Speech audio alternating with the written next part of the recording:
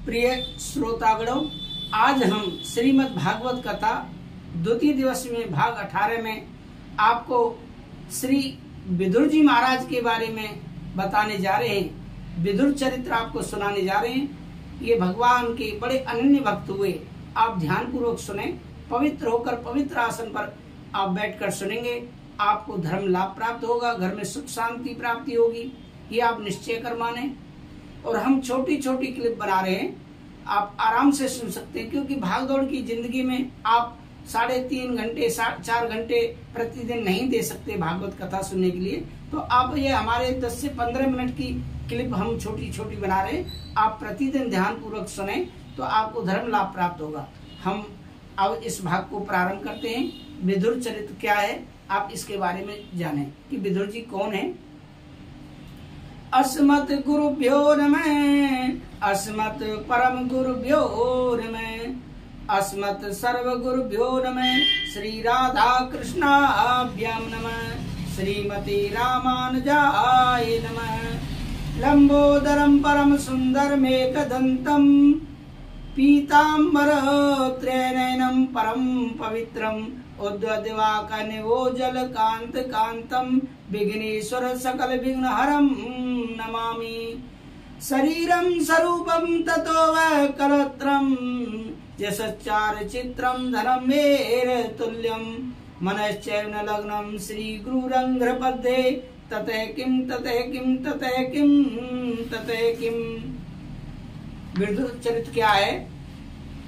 परीक्षित ने पूछा, महाराज श्री विदुर जी का चरित्र हमें सुनाइए। सुखदेव जी कहते हैं, यदा तु राजा स्वसुतान साधून पुष्ण धर्मेण विनष्टि दृष्टे भ्रातुर्य विष्टस्य सुतान विदून प्रवेशिलाख्या भवने ददा। जिस समय राजा दृष्टा बिल्कुल अंधे हो चुके थे, अंधे तो वे बचपन से ही थे, बाहर की आंखें तो पहले से ही फूटी हुई थी, पर पुत्र के प्रेम में इतना मोह छा गया कि भीतर की आंखें भी बंद हो गईं। ज्ञान विराग नयन उर्गारी, अर्थात ज्ञान वैराग्य के जो दूसरे नेत्र हैं वह भी आज नष्ट हो गए। राजा दृष्टा अधर्म का पोषण कर रहे हैं, अधर्म का आश्रय ले रहे हैं, इसीलिए उनके विवेक के नेत्र भी नष्ट हो गए हैं। श्री विदुर जी महाराज ने समझाने का बहुत प्रयास किया। विदुर जी महाराज धर्मावतार हैं, श्री युधिष्ठिर जी महाराज भी धर्मावतार हैं। कौरव पक्ष में विदुर जी के रूप में धर्म है, पांडव पक्ष में युधिष्ठिर के रूप में धर्म है, दोनों की ओर धर्म है। पर अंतर क्या है, फिर पांडव विजयी क्यों हुए और कौरवों का पराभव क्यों हुआ? क्योंकि कौरवों के पक्ष में जो धर्म है उसकी विडंबना यह है कि कौरव जैसा चाहते हैं विदुर जी को वैसा करना पड़ेगा। विदुर जी धर्म का रास्ता दिखाते हैं, समझाते हैं, पर न कोई मानने वाला है न कोई चलने वाला है। दुर्योधन आदि चाहते हैं कि विदुर हमारे अनुसार चलें, न कि हम विदुर के अनुसार नहीं चलें। तो भैया धर्म तब हमारी रक्षा करेगा जब धर्म के अनुसार हम चलेंगे। धर्मो रक्षति रक्षित है, धर्म की पहले आप रक्षा कीजिए, तब धर्म आपकी रक्षा करेगा। माता जानकी पंचवटी में थी और साधु वेश बनाकर रावण जब आया भिक्षा मांगी तो किशोरी जी ने सोचा क्या किया जाए। मेरे देवर जी कहकर गए कि ये निशाचरों की माया समझ में नहीं आती, माँ यहाँ से बाहर मत निकलना, रेखा का उल्लंघन नहीं करना। और ये साधु कह रहा है कि मैं बंधी भिक्षा नहीं लूंगा, रेखा से बाहर आकर मुझे भिक्षा दो। यदि मैंने भिक्षा नहीं दी तो मेरा धर्म नष्ट होगा, और कि गृहस्थ के घर से कोई भिक्षुक बिना कुछ लिए बिना जाए। चलो मुझे तो अपने धर्म की रक्षा करनी ही चाहिए। और रेखा का उल्लंघन करके जैसे ही भिक्षा दी, रावण तो हरण करके ले गया।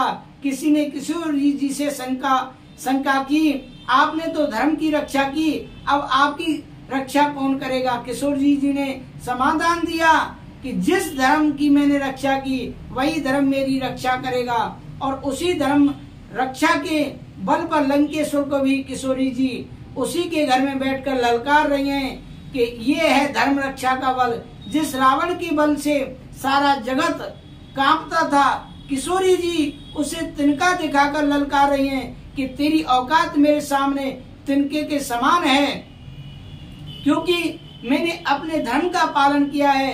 पांडव पक्ष में महाराज युधिष्ठिर के रूप में जो धर्म है, धर्मराज तो कहते हैं, पांडव आंख मूंद कर उसे मानते हैं। धर्मराज की आज्ञा का उल्लंघन करने वाला पांडवों में कोई नहीं, पर कौरव पक्ष में धर्म की बात कोई सुनने वाला नहीं। विदुर जी चिल्ला चिल्ला कर परेशान हो गए।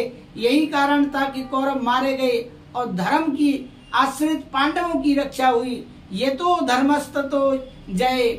विदुर जी ने एक बार धृतराष्ट्र को बहुत समझाया, महाराज ये जो आपका बेटा दुर्योधन है, जिसके मोह में आप इतने अंधे हो रहे हो, ये मूर्तिमान कलयुग है। और नीति कहती है कि भाई हाथ में यदि कोई खतरनाक फोड़ा हो जाए, किसी भी प्रकार से ठीक ना होने वाला हो, तो डॉक्टर साहब कहते हैं हाथ कटवा दो तो बच जाओगे। तो बुद्धिमानी इसी में है कि संपूर्ण शरीर की रक्षा के लिए एक अंग को काट दो, कोई भी काटना नहीं चाहेगा। अपना हाथ पर परिस्थिति आ जाए तो काटना ही पड़ेगा। एक के त्यागने से अनेकों का हित हो, तो एक को निकाल देना चाहिए, त्याग देना चाहिए। दुर्योधन यदि आपकी आज्ञा का उल्लंघन करता और इसके कारण महाभारत का समर पैदा होता है, तो निकाल दो इस दुर्योधन को। दुर्योधन ने सुना तो आग बबूला हो गया और दरबार में ही आकर विदुर जी को बुरी तरह डांटना फटकारना प्रारंभ कर दिया। ये ए दासी पुत्र, तेरी ये औकात हमारे टुकड़ों पर पलने वाला आज हमें ही घर से निकलवा रहा है। हमारे टुकड़ा खाने वाला हमारे पिता को हमारे विरुद्ध भड़का रहा है, भगाओ इसे यहाँ से। विदुर जी समझ गए कि वाह, दुर्योधन इतना सब कह रहा है और धृतराष्ट्र महाराज चुपचाप मौन बैठे हैं, इसका मतलब इन्हें भी हमारे परामर्श की आवश्यकता नहीं। सचिव जब चाटुकार हो जाए तो समझ लो कि अब राजा के पतन में विलंब नहीं है, देर नहीं है। डॉक्टर साहब मरीज की रुचि के अनुसार मीठी मीठी बातें करने लगे तो समझ लो कि बीमारी मिटने वाली नहीं। गुरुदेव चेला का रुख देखकर हाँ मिलाने लग जाए तो समझ लो चेला को कभी कल्याण नहीं हो सकता। सचिव, वैद्य और गुरु तीनों को जिसमें हित दिखाई पड़े वही करना चाहिए। यदि वह दे की ठुकुर सुहाती करने लगे तो निश्चित ही रूप से तीनों का हित नहीं। विदुर जी समझ गए कि हमारे परामर्श की आवश्यकता नहीं है, रह गई है, अब हमें चलना चाहिए। तो दो यहाँ पर एक दो है, सचिव वैद्य गुरु तीन जो प्रिय बोले भय आस, राज धर्म तन तीन करो होई बेगौनास। देखिए ध्यान पूर्वक सुनिए, सचिव वैद्य गुर तीन जो प्रिय बोले भय आस। अगर भय के वशीभूत वो प्रिय बोलने लग जाए और सही बात नहीं कहें तो समझ लो अब यहाँ नाश होने वाला है। श्री विदुर जी महाराज ने अपने धनुष बाण सब देहरी पर दरवाजे पर रख दिए। अब धनुष बाण क्यों दरवाजे पर रख दिए? इसलिए रख दिए कि यदि लेके साथ जाऊंगा तो कहीं कौरव ये ना समझ बैठे कि शायद शस्त्रों से मिलने जा रहे हैं, इसीलिए धनुष बाण दरवाजे पर रख कर दिया, क्योंकि निष्पक्ष होकर जा रहे हैं। श्री सुखदेव जी बाबा कहते हैं, राजन ये केवल विदुर जी नहीं जा रहे हैं, मानो आज कौरवों का समस्त पुण्य ही उन्हें छोड़कर जा रहा है। जब तक निशाचरों में राक्षसों में श्री विभीषण जी लंका में रहे तब तक उन राक्षसों का हित रहा, और जैसे ही श्री विभीषण जी ने राक्षसों का परित्याग किया, श्री गोस्वामी तुलसीदास जी ने संकेत दिया है कि अस कहे चला विभीषण जब ही आयहीन भय सब तब ही। अस कहे चला विभीषण जब ही मतलब जो लंका वासी थे वो सब आयुहीन हो गए। आयुहीन का मतलब मर चुके जब ही, आयुहीन भय सब तब ही। विभीषण ने लंका को त्यागा कि निशाचर आयुहीन हो गए। विदुर जी ने कौरवों का परित्याग किया तो आज कौरव भी पुण्यहीन हो गए हैं। विदुर जी ने गृह त्याग किया और तीर्थ यात्रा के लिए निकल पड़े। तीर्थाटन में करते करते बहुत समय बाद यमुना के तट पर जा रहे थे कि अचानक उद्धव जी से भेंट होगी। भगवान के परम प्रिय महाभागवत सखा श्री उद्धव जी से भेंट हुई। अरे भैया उद्धव बताओ कैसे हो? अनेक प्रश्न कर दिए। भैया उस महाभारत का क्या हुआ ये तो बताओ, मैं तो छोड़कर ही चला आया था।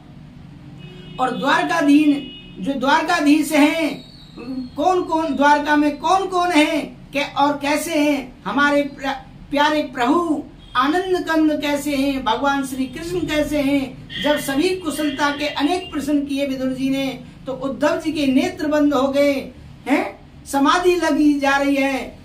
भगवान की प्रेम में उद्धव जी की तो समाधि लगी जा रही है। जैसे जैसे विदुर जी ने उन्हें सावधान किया तब उद्धव जी होश में आए। भगवान के ध्यान में अनेक धाम को ध्यान में उनके धाम को चले गए। लौटकर उद्धव जी उन्हें अपने होश में आए। तब उद्धव जी ने पूरा समाचार विस्तार से विदुर जी को सुनाया।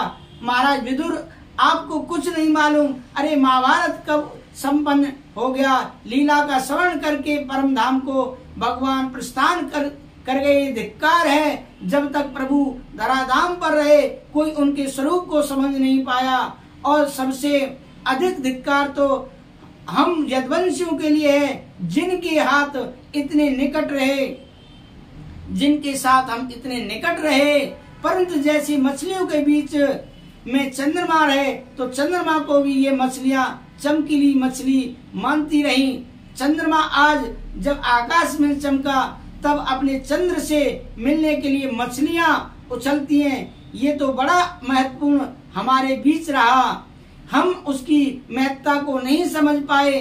समुद्र भी उमड़ता है, जब पूर्ण चंद्रमा को देखता है तो सागर में हिलोरें उठती हैं। आज उसका महत्व समझ में आ रहा है। आज हम इस भाग को यहीं विसर्जन करते हैं, यहीं समाप्त करते हैं। हम अगले भाग में आपको बताएंगे कि उद्धव जी से विदुर जी ने क्या क्या प्रश्न किए और भगवान कृष्ण के बारे में हैं, परम धाम जाने के बारे में, स्वधाम जाने के बारे में उद्धव जी ने विदुर जी को क्या बताया।